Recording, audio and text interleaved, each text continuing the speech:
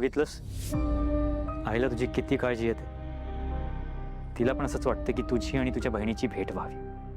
आई आहेत ना त्या, त्यांना लेकीची काळजी असणारच ना. प्रत्येक आई ग्रेट असते. माझी पण आई ग्रेटच आहे.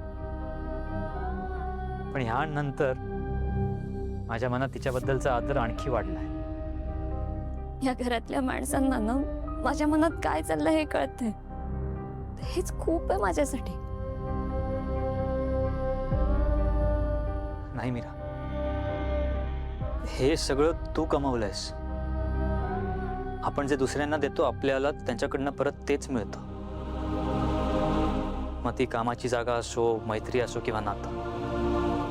तू या घरच्या लोकांना आदर आणि प्रेम दिलंय आणि आता त्यांच्याकडनं सुद्धा तुला तेच परत मिळतंय.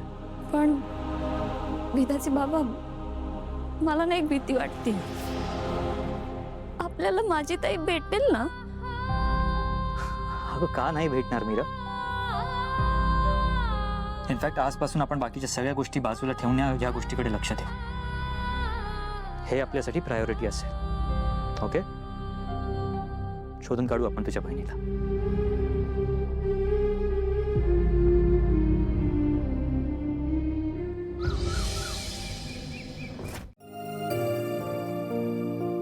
आई, आपण जे मीराला गिफ्ट द्यायचं ठरवलंय ना, त्यासाठीच चाललोय. अरे वा, म्हणजे माझं बोलणं मनावर घेतलं तर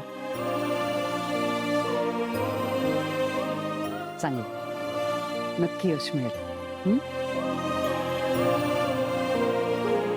मीरा, तुझी बहीण नक्की सापडेल. तुझा जेवढा स्वतःवरती विश्वास आहे ना, तेवढाच विश्वास तू माझ्या मुलावर सुद्धा ठेव. तो तुला निराश नाही करणार.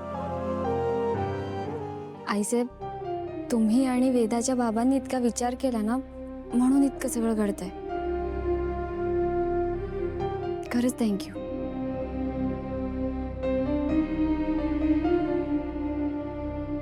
आणि तुझी बहीण सापडली ना, तर सगळ्यात जास्त आनंद मला होईल.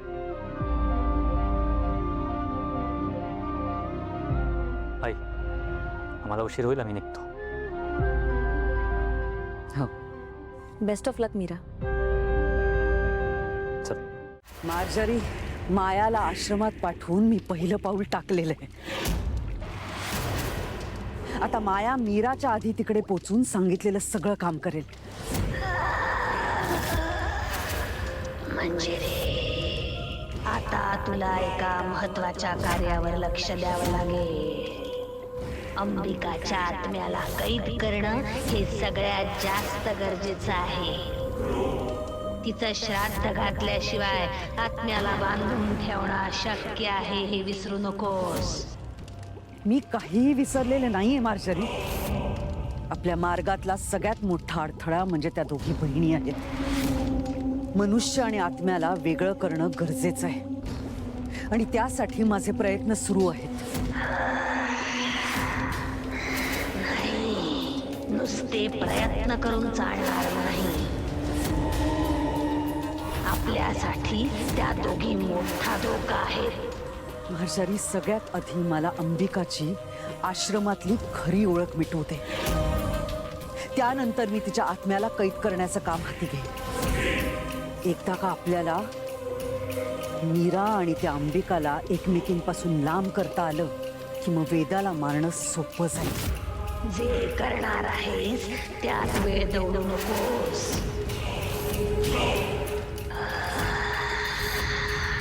खूप काळ मी चिरतरुण होण्याची वाट पाहू शकत नाही.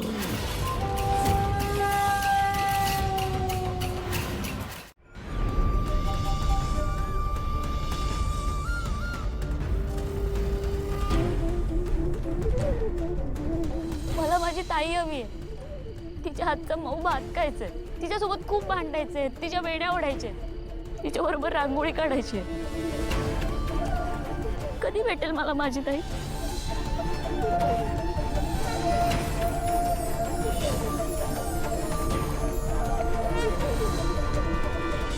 बाबा, बोला ना काहीतरी. सांगा ना, माझी ताई कुठे? आपल्या गावच्या देवळाचा तिथे आले तुझी बहीण. आ, आ, आ.